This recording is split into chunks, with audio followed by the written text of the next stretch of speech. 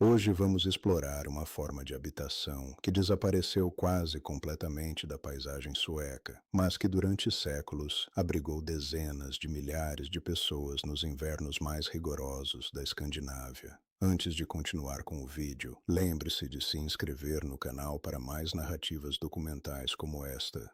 Existe uma floresta no sul da Suécia onde as árvores crescem em silêncio sobre segredos enterrados. Entre os pinheiros e bétulas de Småland, uma região conhecida por seus solos rochosos e invernos impiedosos, algo aguarda ser descoberto por aqueles que sabem onde olhar. A poucos metros de distância, a maioria das pessoas passaria sem perceber. O que parece ser uma pequena elevação no terreno, coberta de musgo e grama selvagem, esconde uma porta de madeira envelhecida pelo tempo. Uma chaminé de pedra mal se projeta acima do solo. Uma janela pequena, quase imperceptível, permite que um fio de luz penetre na escuridão interior. Este é um tipo de moradia que a história quase esqueceu. Os habitantes deste lugar não deixaram monumentos grandiosos, não ergueram catedrais nem castelos. Mas durante aproximadamente 300 anos, dezenas de milhares de pessoas como eles encontraram uma maneira de sobreviver aos invernos escandinavos utilizando pouco mais do que a terra sob seus pés e a engenhosidade nascida da necessidade absoluta. Esta é a história das Backstugor, as casas escavadas nas colinas da Suécia, e das pessoas que as construíram e habitaram. Para compreender como essas habitações surgiram, é necessário retroceder no tempo e observar a estrutura social que se desenvolveu na Escandinávia ao longo de séculos. A Suécia medieval possuía características distintas em comparação com o restante da Europa. O feudalismo, que dominou grande parte do continente europeu, nunca se estabeleceu completamente nas terras suecas.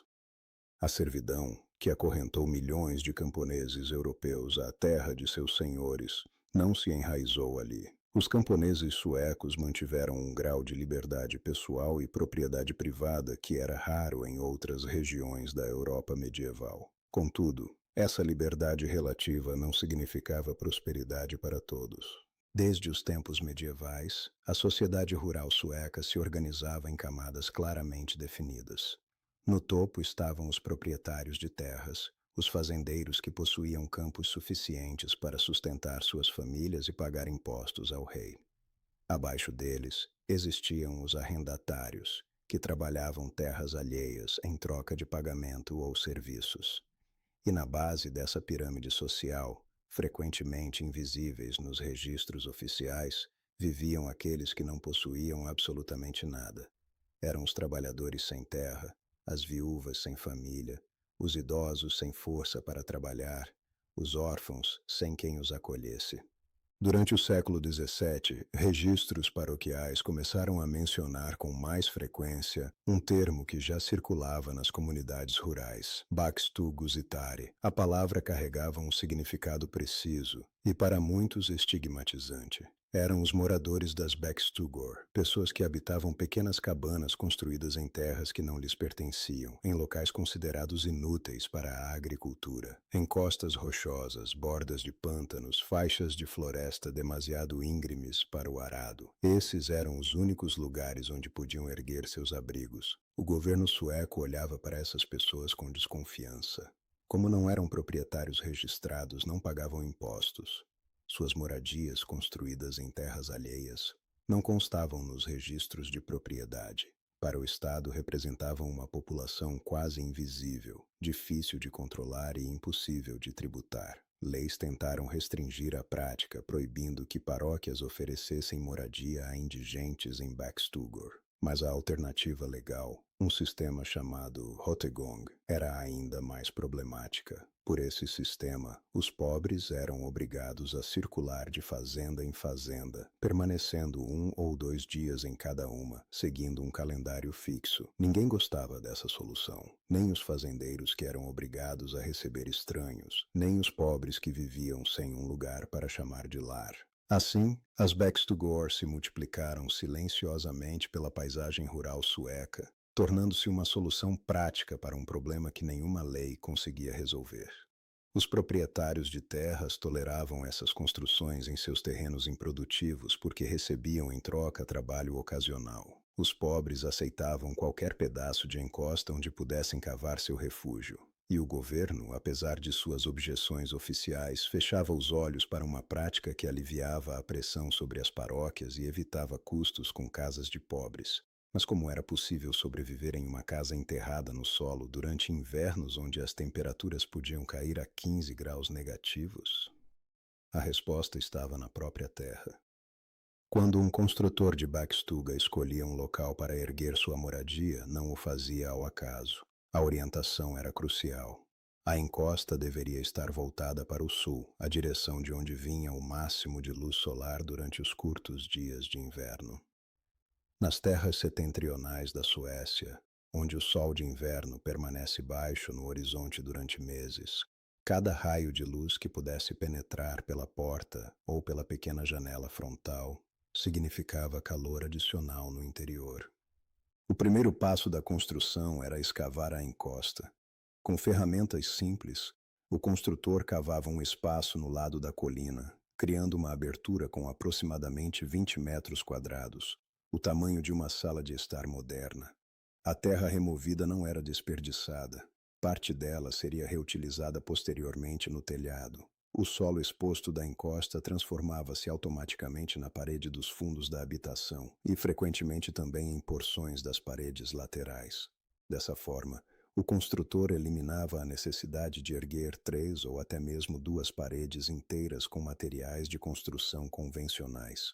Em Småland e outras regiões do sul da Suécia, a madeira era um recurso caro e escasso. Os proprietários de terras controlavam as florestas, e cortar árvores sem permissão era crime. Por isso, muitas backstugor foram construídas com pedras dos campos, recolhidas das terras circundantes. Gerações de agricultores haviam removido essas pedras de seus campos cultiváveis, empilhando-as nos limites de suas propriedades. Para o construtor de uma backstuga, essas pilhas de pedras rejeitadas tornavam-se material de construção gratuito. Uma cabana típica poderia ter 3 paredes de pedra empilhada e apenas uma parede frontal de madeira, onde se encaixavam a porta e a janela. O telhado era o elemento mais engenhoso de toda a construção. Sobre uma estrutura de troncos ou pranchas de madeira rústica, o construtor estendia camadas de casca de bétula. A bétula era abundante nas florestas suecas e sua casca possuía propriedades naturalmente impermeáveis.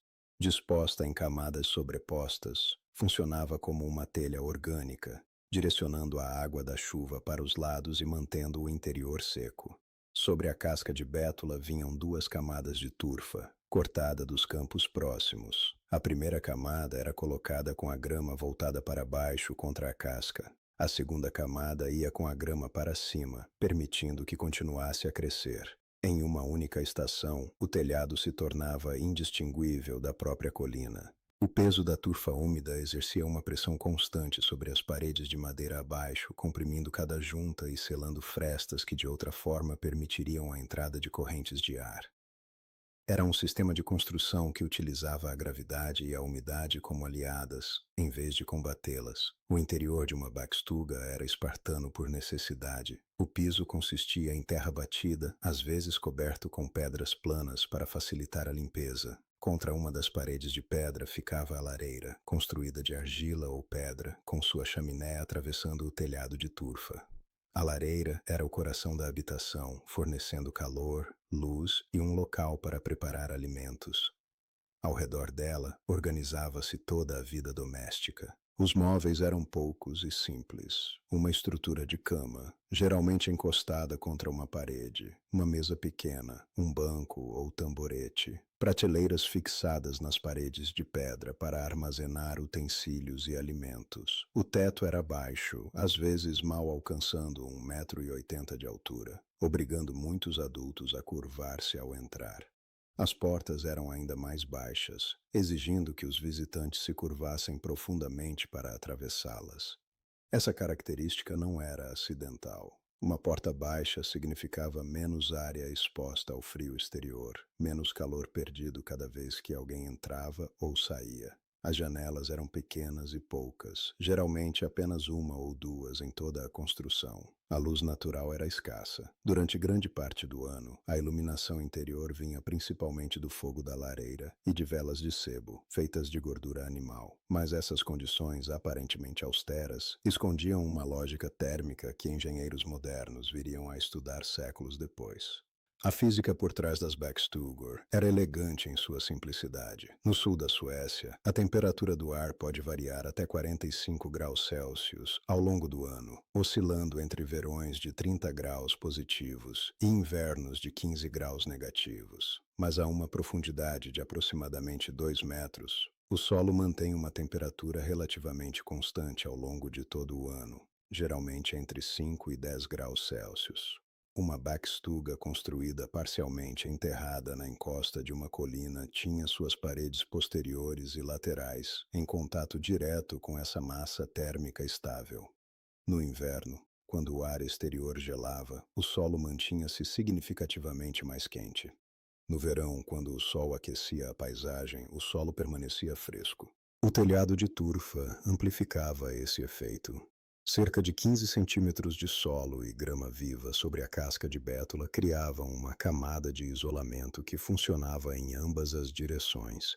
No inverno, retardava a perda de calor gerado pela lareira. No verão, impedia que o calor do sol penetrasse no interior. As raízes da grama mantinham o solo coeso e preveniam a erosão, enquanto a casca de bétula abaixo direcionava qualquer água infiltrada para longe da estrutura de madeira. A orientação sul da entrada também seguia uma lógica precisa. No hemisfério norte, o lado sul de uma colina recebe a maior quantidade de luz solar. Durante o inverno, quando o sol permanece baixo no céu, seus raios atingem diretamente a parede frontal e as janelas, aquecendo o interior durante as horas mais curtas de luz.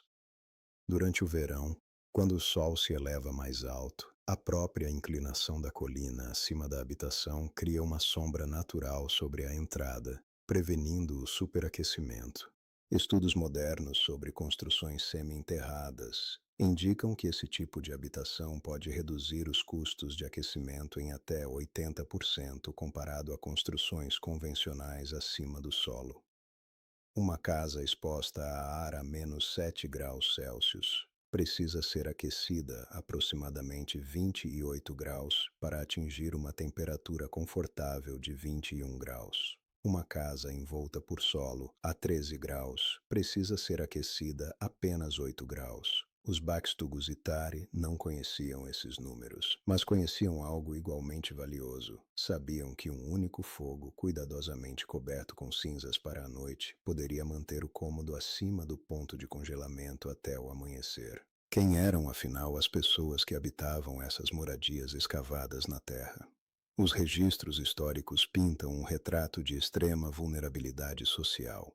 Eram viúvas cujos maridos haviam morrido e que não tinham filhos para sustentá-las. Eram idosos que não podiam mais trabalhar nos campos e que não tinham família para acolhê-los.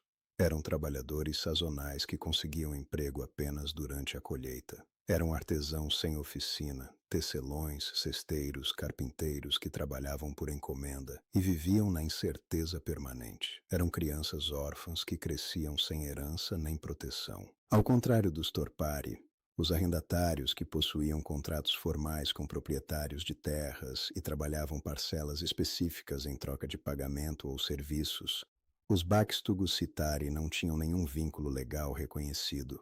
Não possuíam arrendamento, não tinham contrato, não ocupavam nenhum lugar definido na estrutura agrária formal. Sua existência dependia inteiramente da tolerância dos proprietários das terras onde construíam suas moradias e da caridade das comunidades ao redor. Alguns conseguiam cultivar uma pequena horta ao lado de suas cabanas, se o proprietário permitisse. Batatas tornaram-se um alimento essencial para essas famílias após sua introdução na Suécia no século XVIII. Uma pequena parcela de terra poderia produzir batatas suficientes para complementar uma dieta precária. Alguns criavam algumas galinhas ou uma cabra, animais que exigiam pouco espaço e podiam fornecer ovos, leite e ocasionalmente carne. Mas a maioria dependia de trabalho ocasional e artesanato. Durante a época de colheita, os fazendeiros precisavam de mãos extras, e os Baxtugusitari ofereciam seu trabalho por pagamentos mínimos ou em troca de alimentos. Fora da temporada agrícola, sobreviviam fabricando cestos, tecendo, trabalhando madeira ou realizando qualquer serviço que alguém estivesse disposto a pagar. Alguns dependiam diretamente da caridade paroquial, recebendo auxílios que as autoridades religiosas distribuíam aos mais necessitados. Os registros paroquiais suecos, mantidos com notável detalhe desde o século XVII, ocasionalmente revelam histórias individuais que iluminam a dureza dessas vidas.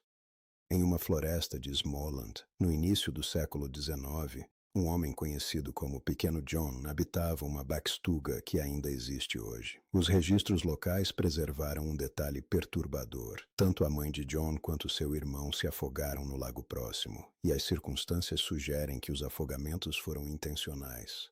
Era um testemunho silencioso da desesperança que às vezes consumia aqueles que viviam à margem da sobrevivência.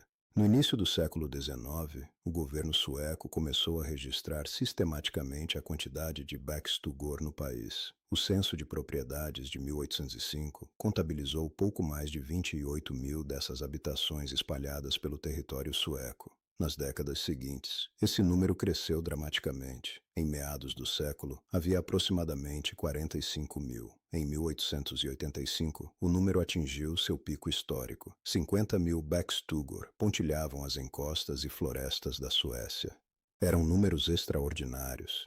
50 mil pequenas habitações escavadas no solo, cada uma abrigando uma família ou indivíduo nas margens da sociedade. Se considerarmos que cada backstuga abrigava em média 3 ou 4 pessoas, estamos falando de 150 a 200 mil pessoas vivendo dessa forma no auge do fenômeno. Era uma população equivalente à de uma grande cidade da época, dispersa invisivelmente pela paisagem rural. Mas então, em um período surpreendentemente curto, quase todas desapareceram. O declínio das Backstugor não foi causado por uma única força, mas pela convergência de 3 transformações que alteraram fundamentalmente a sociedade sueca no espaço de algumas décadas.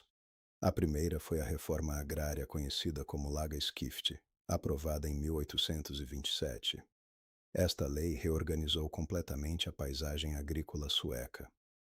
O sistema tradicional de aldeias, onde os fazendeiros possuíam faixas dispersas de terra espalhadas por campos comunitários, foi substituído por fazendas consolidadas. Cada proprietário teve suas terras reunidas em parcelas contíguas, e muitos foram obrigados a se mudar fisicamente de suas aldeias ancestrais para suas novas propriedades consolidadas. As terras comunais, onde muitas Backstugor haviam sido construídas com consentimento tácito da comunidade, foram absorvidas por fazendas privadas recém-consolidadas. Alguns Backstugusitari receberam permissão para permanecer, muitos não. Famílias que haviam ocupado o mesmo local por gerações viram-se subitamente sem lugar para viver, expulsas por novos arranjos de propriedade que não reconheciam sua presença histórica. A segunda força foi a industrialização. A partir da década de 1860 e acelerando nas décadas seguintes, fábricas, serrarias, fundições e ferrovias começaram a surgir por toda a Suécia. Pela primeira vez na história, trabalhadores sem terra podiam ganhar salários regulares em dinheiro e alugar moradias adequadas em cidades em crescimento. Os filhos e netos dos Baxtugusitari abandonaram as encostas florestais de seus ancestrais e migraram para Gotemburgo, Malmö, Estocolmo e para as novas cidades industriais que cresciam ao redor de fábricas e minas. E havia uma terceira opção, ainda mais radical. Entre 1850 e 1910, mais de 1 milhão de suecos emigraram, a maioria para os Estados Unidos. Uma proporção significativa desses emigrantes vinha exatamente da classe de pobres rurais que havia habitado as Backstugor. Para pessoas que possuíam literalmente nada além de suas roupas e suas habilidades manuais, a promessa de terras livres nas planícies americanas era irresistível. A terceira força que selou o destino das Backstugor foi mais sutil, mas igualmente poderosa: a vergonha.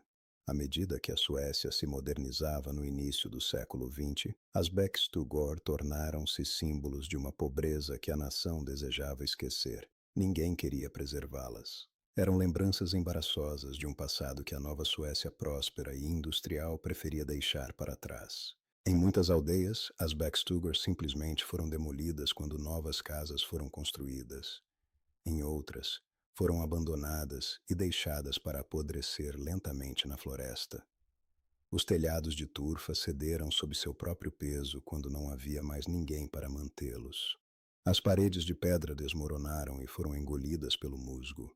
As estruturas de madeira apodreceram e desapareceram.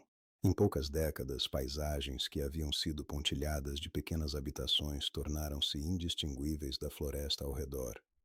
O censo de 1910 registrou 22.658 Backstugor ainda de pé na Suécia. Foi a última vez que o governo contou essas estruturas. Depois disso, a categoria simplesmente desapareceu dos registros oficiais, como se nunca tivesse existido, mas nem todas desapareceram. Em Oslo, uma pequena localidade nos arredores de Falköping, na Suécia Ocidental, algo diferente aconteceu. Quando as Beckstugor da região começaram a ser abandonadas e demolidas, uma associação histórica local decidiu intervir. Em vez de derrubar as cabanas antigas ao longo do caminho conhecido como Togatan, decidiram preservá-las. Hoje, Osletå é o maior conjunto de Beckstugor preservadas em seus locais originais em toda a Suécia. 12 cabanas originais, construídas entre os séculos XVIII e XIX, alinham-se ao longo do antigo caminho serpenteante. Visitantes podem entrar nessas estruturas e experimentar diretamente o que significava viver nesses espaços. As lareiras de pedra permanecem em seus lugares. Os pisos de terra batida conservam as marcas de gerações de passos. Os tetos baixos forçam os visitantes modernos a curvar suas cabeças exatamente como os habitantes originais faziam há 2 séculos. O museu se apresenta como um lugar que traz à vida a herança de uma Suécia empobrecida que desapareceu. É uma descrição precisa. A história é frequentemente contada pelos vencedores, pelos ricos, pelos poderosos. Osletå conta a história dos que não tinham nada e mostra como sobreviveram com engenhosidade e determinação. Em Småland, a mesma região onde a maioria das Beckstugor originalmente existiu, outros esforços de preservação estão em andamento. Mariana e Anders Agetorp vivem em uma propriedade chamada Stenhögen, perto de Älmhult. Em suas terras existe uma Backstuga que pertenceu ao mesmo pequeno Jon, cujos familiares se afogaram no lago próximo no início do século XIX. O casal passou anos restaurando a estrutura, reconstruindo as paredes de pedra, repondo a impermeabilização de casca de bétula e renovando o telhado de turfa. A Backstuga restaurada agora serve como refúgio para escritores e como acomodação para visitantes. Pessoas de todo o mundo vêm para passar a noite em uma habitação que a maioria dos suecos modernos nunca soube que existiu. É uma experiência de imersão em um modo de vida que desapareceu há mais de um século. Outra sobrevivente notável é a Dalgångstuga, localizada perto de Konga, aproximadamente 13 quilômetros a leste de Tingsryd. Esta Backstuga foi construída em 1859 por um trabalhador que se mudou para a região com sua esposa e 3 filhos após encontrar emprego em uma fundição próxima. É um dos exemplos mais bem preservados de uma Backstuga construída em uma encosta de colina. Um guia local descreve como o construtor resolveu seu problema de habitação com um punhado de pedras de campo, alguns troncos de árvore e um par de braços fortes. Metade do material de construção foi economizada porque a encosta escavada formou a parede dos fundos e partes das paredes laterais. Essas estruturas preservadas são registros físicos de como as pessoas mais pobres em um dos climas mais rigorosos do mundo conseguiram se manter vivas, usando nada além dos materiais sob seus pés. A lógica térmica por trás delas, a orientação sul, as paredes protegidas pela terra, o isolamento de turfa e o calor radiante de uma única lareira, corresponde aos princípios que arquitetos modernos de casas semi-enterradas utilizam hoje. O que desapareceu não foi a física. O que desapareceu foi a classe social que precisava dessas moradias. Quando a Suécia se industrializou e os Bakstugusitari se mudaram para as cidades ou emigraram para a América, as Bakstugur perderam sua razão de existir. Mas algumas sobreviveram em Oslo, nas florestas de Småland e em um punhado de outros lugares pelo sul da Suécia. Nelas, ainda é possível atravessar uma porta baixa e entrar em um cômodo que não mudou em 200 anos. As paredes são de pedra e terra, o teto é próximo e acolhedor, e há calor. Durante aproximadamente 300 anos, dezenas de milhares das pessoas mais pobres da Suécia resolveram o problema mais básico da existência humana: encontrar abrigo contra o frio, escavando as encostas de colinas. Não tinham orçamento para madeira, então usaram a colina como parede. Não tinham material para cobertura, então deitaram casca de bétula e turfa viva. Não tinham isolamento, então deixaram a terra manter uma temperatura constante, enquanto o ar acima oscilava entre o congelante e o escaldante. 50.000 dessas habitações existiram na Suécia em seu auge. Quase todas desapareceram. As que permanecem são evidências de que a estratégia de construção mais simples, usar o próprio solo como abrigo, manteve pessoas vivas durante séculos de invernos escandinavos, usando quase nada. A história das Bakstugur não é apenas sobre arquitetura ou engenharia térmica, é sobre resiliência humana, é sobre pessoas que, confrontadas com a impossibilidade aparente de sobreviver sem recursos, encontraram uma maneira de transformar a própria terra em seu refúgio. É sobre conhecimento prático transmitido de geração em geração, cada construtor aprendendo com o anterior onde cavar, como orientar a entrada, que tipo de casca usar, quanto de turfa empilhar. Esse conhecimento quase desapareceu quando a necessidade que o criou deixou de existir. Mas nas Bakstugor preservadas que ainda pontilham as florestas de Småland e os campos ao redor de Falköping, esse conhecimento permanece inscrito em pedra, terra e madeira. Para quem souber onde olhar e como interpretar, essas estruturas silenciosas contam uma história de sobrevivência que merece ser lembrada. Se você encontrou valor nesta jornada pelas colinas esquecidas da Suécia, considere deixar seu reconhecimento. Cada visualização, cada curtida, cada comentário ajuda a trazer à luz histórias que o mundo moderno deixou para trás. Não porque os métodos antigos fossem sempre melhores, mas porque alguns deles eram notavelmente eficazes. E esquecemos de perguntar como funcionavam antes que desaparecessem. Se há outras habitações esquecidas, outras técnicas de construção perdidas, outros modos de vida que a história quase apagou e que você gostaria de ver investigados, deixe sua sugestão nos comentários. Inscreva-se no canal para acompanhar as próximas investigações. E da próxima vez que você caminhar por uma floresta ou passar por uma colina coberta de musgo, olhe com mais atenção. Pode haver uma porta escondida ali, esperando para revelar seus segredos a quem souber procurar.